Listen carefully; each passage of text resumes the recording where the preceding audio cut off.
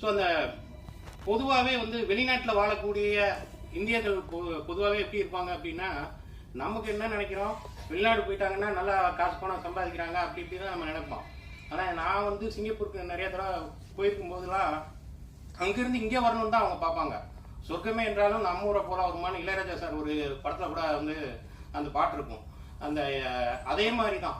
ஏன்னா எல்லாருக்குமே வந்து ஒரு காலகட்டத்தில் வந்து அவங்களுடைய வாழ்வியல் சூழல் காரணமாக அவங்களுடைய ரெஸ்பான்சிபிலிட்டி கமிட்மெண்ட் சார்ந்து வெளியில போனாலும் சொந்த ஊருக்கு எப்படா வருவாங்க அப்படிங்கிற மாதிரி தான் இருக்கும். இந்த படமும் அந்த மாதிரியான ஒரு இதைத்தான் சொல்லுது. ஒரு ஃபேமிலி கமிட்மெண்ட்டோட இருக்கக்கூடிய ஒரு நபருக்கு அந்த வெளிநாட்டில் இருந்தாலும் அவங்க அங்கே படக்கூடிய விஷயங்களை எல்லாத்தையுமே சேர்த்து சொல்லியிருக்காங்க.